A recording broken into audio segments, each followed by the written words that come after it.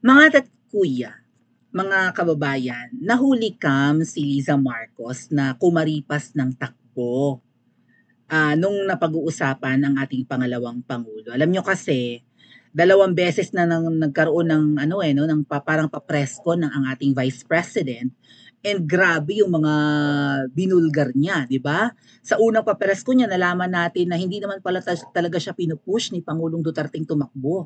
In fact, pinagbabawalan nga siya, di ba? Huwag ka tumakbo, ang mga nararanasan mo ngayon bilang mga naranasan ni VP Sara bilang Vice President nga ngayon ay wala pa sa kalingkingan ng pwede niyang maranasan kung sakasakaling siya ang maging presidente na. So dapat handa ang kanyang loob. In fact, nung mga panahon nga na 'di ba, pinaliwanag naman ni VP Sara na ang kanyang hindi strategy yung pag ano niya, 'di ba, pag file niya ng candidacy for a third term as mayor ng Davao, yung talagang gusto niya maka 3 consecutive terms para maituloy-tuloy nga yung mga simulan sa Davao. Katulad ngayon, mabuti na lang kapatid niya yung nakaupo.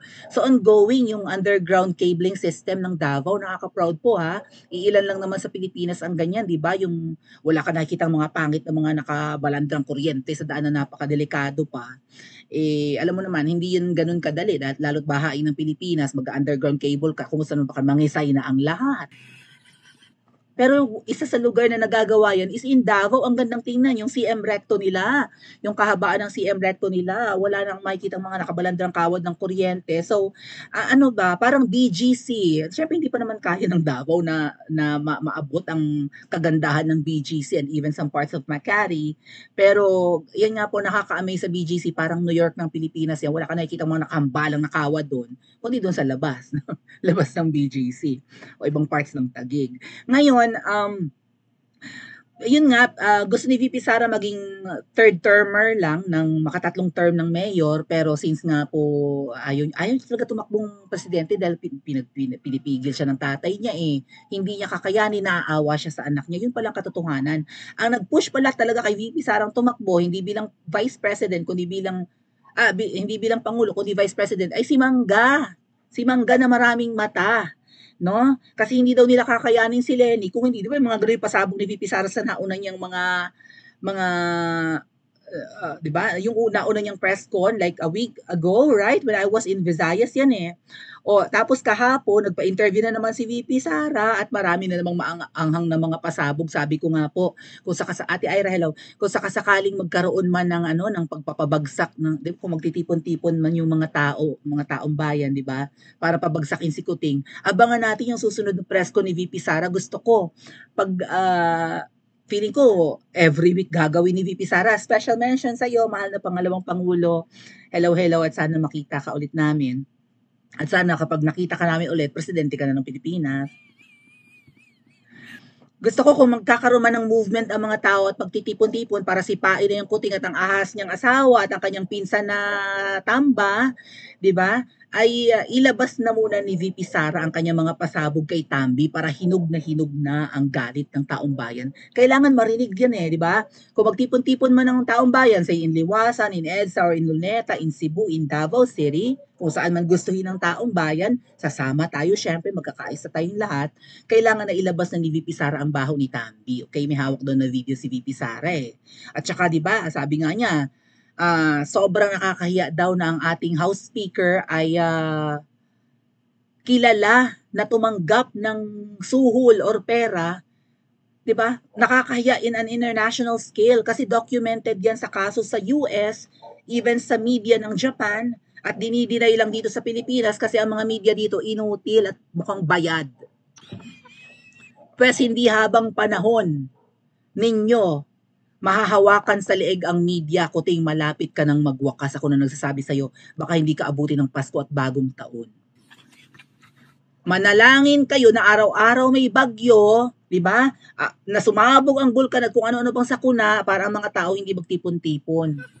Pero naniniwala ako, pag puno ng taong bayan, kakaripas kayo ng takbo dahil ang taong bayan, kahit umulan, kumulog, kumidlat, bumagyo, bumaha, magtitipon-tipon laban sa iyo dahil hindi kayo tumitigil sa inyong ginagawang kahayupan, katrayduran, pagnanakaw, korupsyon at kung ano-ano pa na halatang halata naman ng lahat ng taong bayan. Even ang pangalawang Pangulo ay nagsasalita patungkol dito. Pakinggan po natin mga ate at kuya ang ang balita patungkol dito sa pagkaripas ni hindi ko pa napag-uusapan itong si Sandra ha at saka yung 'di ba bumabanat to kay VP Sara sa susunod nating live at ilalabas natin ang baho ni Sandra.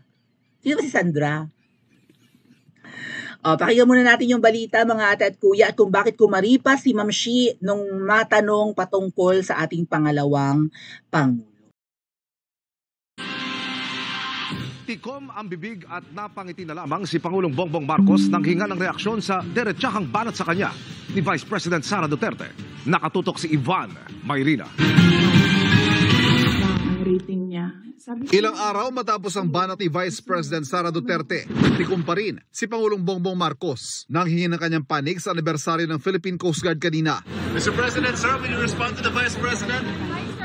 Mr. President, sir. The Vice President said that you don't know how to be a president. Saglit na nag-isip at akmang sasagot na, pero ngumiti at lumayo lang ang Pangulo. Hindi rin nagsalita si First Lady Liza Araneta Marcos nang hingan namin ng komento kay VP Sara. First Lady, any words for VP Sara, ma'am? Sabi tayo, ma'am. May ranggong Vice Admiral ng Coast Guard Auxiliary ang unang ginang na sinamahan ng Pangulo sa ika-123 anibersaryo. Wala akong pakialam sa mga Vice Admiral thingy niyang iyan. Ang pangit niya.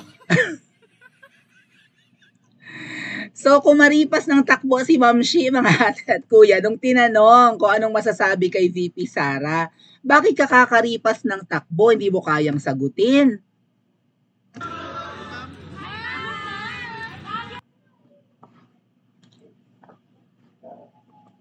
Ang tingin ko dyan mga ate at kuya, kaya nagtakbo-takbo ng ganyan si Ma'am Shi Calls habang ano sabi nung ano masasabi niyo kay VP Sara? May tanong 'di ba? Ano masasabi niyo kay VP Sara? Parang ganun yun eh.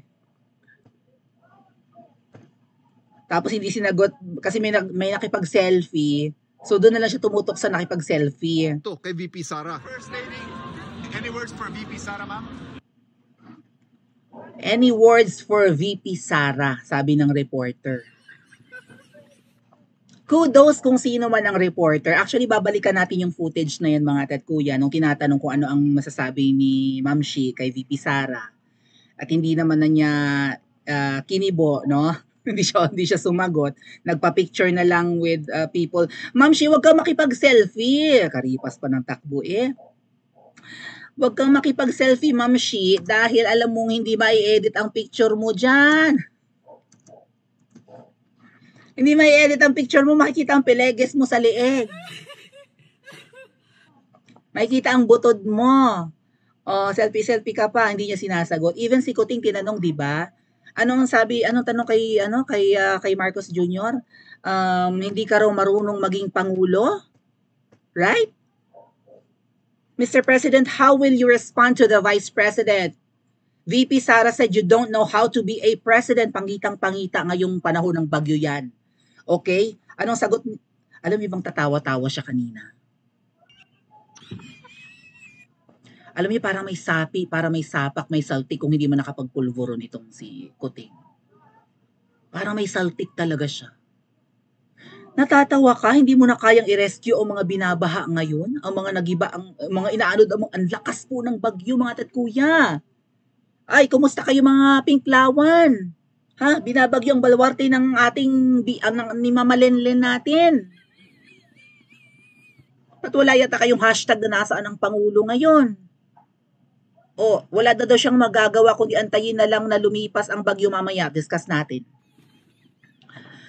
Alam mo, Kuting, mamaya ko ha, malapit ka na. Alam mo, mauumay sa inyo ang media. Kapag tinatanong kayo, tatawa kayo, kakaripas kayo ng takbo, pabebe, pa-cute, pa-tweetums. Walang maiproduce na article ang mga media kapag kayo ang tinatanong. Whereas kapag si VP Sara ang in-interview, naglalaan siya ng 1 oras, 2 oras, ginaganahan ang mga reporters, hindi na nga niya masagot ang mga tanong. Mga ate at kuya, kahit na bayad ang media, balang araw magiging darling of the press si VP Sara. Kasi si VP Sara matyaga. 'Di ba? Hindi tumatakas sa tanong. Walang itinatago ng Bard. Ganadong sumagot, nagkukwento from the heart, from the experience, from her personal experience. Walang nililihim. Kaya nga sabi ni VP Sara kahapon, hindi nila matanggap na merong isang politiko ngayon na hindi takot dahil there's nothing to lose. Yung sinabi niya kahapon. First time nila makakita, sabi ni VP Sara, pinaparinggan niya yung mga kongresista. First time nila makakita ng politiko na hindi takot at, di ba, as if there's not, sabi niya, I got nothing to lose. Walang iniingatan si VP Sara, pamilya lang siguro niya, may naglalakihan na yung mga bata. Hindi siya takot maghirap, hindi siya kayang suhulan. Sa tingin ko, kahit bayad ang mga media, mga tatkuya, gustong-gusto ng media na matanong lagi si VP Sara kasi may sustansya ang sinasabi. Samantalang itong sinakuting, tatawanan lang. Parang ito si tumatakbo sa isip ni Nakuting, tanong-tanong pa kayo, mga bayad naman kayo. Ano yan parang strategy niya, no, na parang I will not dignify that question ninyo na mga, hindi ko i-entertain yung mga pinagsasabi ni Sara kasi sira ang tuktok niya, no, nababaliw na yan. Ito namang si Liza, may pagtakbo-takbo pa, bebe, no? Cute, ganun kari-karipas. Ginagawa talaga niya yan, yung tumatakbo. Actually, that's her form of escape. Nung nagulat yan, nung na-corner doon sa isang Chinese, sa BGC, di ba, may Chinese celebration or Chinese New Year, something. Oy, First Lady Liza, makinig ka.